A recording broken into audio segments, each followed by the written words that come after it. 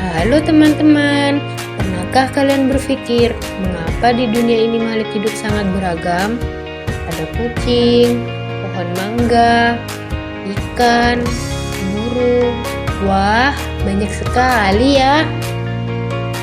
Tapi bagaimana caranya para ilmuwan mengelompokkan makhluk hidup yang jumlahnya jutaan ini? Nah, jawabannya adalah dengan klasifikasi.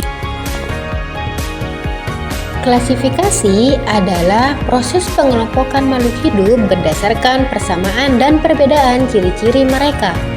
Dengan klasifikasi, kita bisa lebih mudah mempelajari dan mengenali makhluk hidup di sekitar kita. Sebelum membahas tentang klasifikasi makhluk hidup, apa saja ya ciri-ciri makhluk hidup? Kita ambil contoh seekor kucing. Bayi kucing yang lahir akan terus tumbuh dan berkembang sampai dewasa. Saat dewasa, kucing dapat berkembang biak untuk memperoleh anak.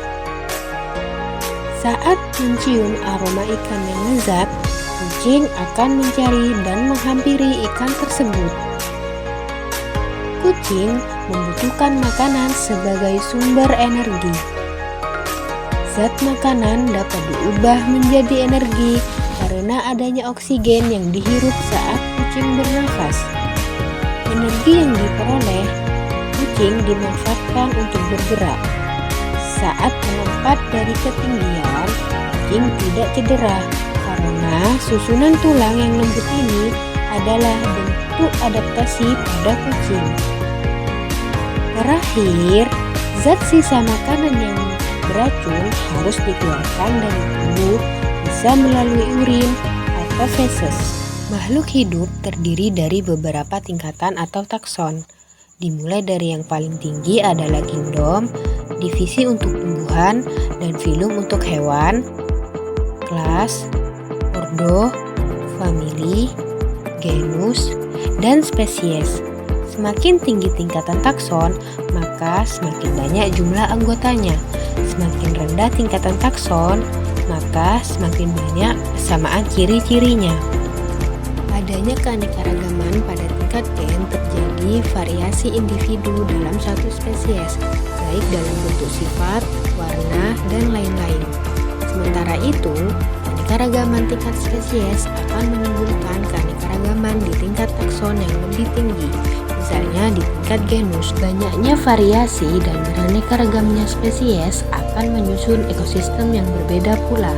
Yang pertama adalah keanekaragaman hayati tingkat gen. Apa yang dimaksud dengan gen? Gen faktor pembawa dan pengendali sifat makhluk hidup yang terdapat pada kromosom. Keanekaragaman gen yang terdapat pada manusia misalnya ukuran tubuh, warna kulit, mata, dan lain-lain. Kedua adalah keanekaragaman tingkat spesies. Untuk mengetahui keanekaragaman hayati tingkat spesies pada tumbuhan dan hewan, kamu dapat mengamati ciri-ciri fisiknya, misalnya bentuk dan ukuran tubuh, warna, atau kebiasaan hidupnya. Ketiga yaitu keanekaragaman hayati tingkat ekosistem. Setiap spesies makhluk hidup memiliki tampilan atau ciri-ciri morfologi yang berbeda. Ini dipengaruhi oleh gen yang dimiliki makhluk hidup dan lingkungan tempat hidupnya.